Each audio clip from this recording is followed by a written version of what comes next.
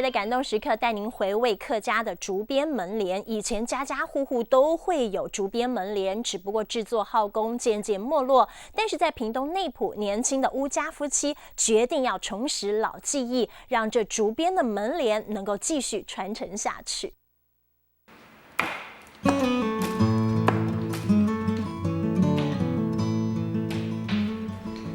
对准竹节，来来回回编织，巫家的竹帘保留家传技法，完全纯手工。一个平面，一个雾面为主，排出来它才会美观。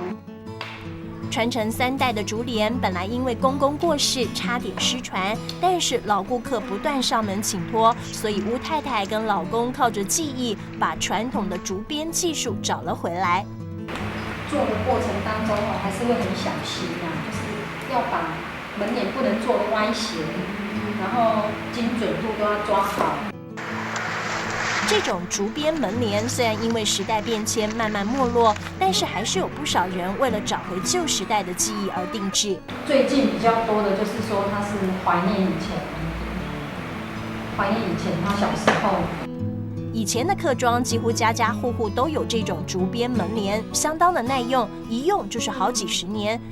这件的历史大概有40-50年有了，那它是公公的作品，能够防蚊防虫又凉爽，而且上头绘制的大红牡丹跟凤凰也有吉祥的含义。所以在喜庆的时候或者是结婚的时候，大部分都喜欢挂着这样子，因为就是代表着喜气。不止喜气，也有隐秘性，外面看不到里面，但是在房内却能清楚看到户外动态。它是因为亮度的关系。只是制作耗时费工，要坚持品质，每个步骤都很讲究。连竹片都有编号，编织技法也不能马虎，但制作过程相当辛苦，不但双手很容易被竹片戳到，编织用的锡块也常常会把双手打到黑青，因为这块锡块并不轻，所以连工作台都伤痕累累。60年以上，1甲子以上了有了。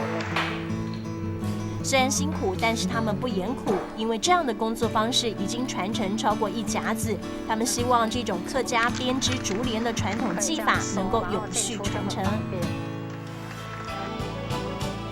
一帘牡丹一家故事，喜怒哀乐堆叠出人生况味，一如爬满手的伤痕，传承着客家先人的技法，在窗棂边守护客庄的感动时刻。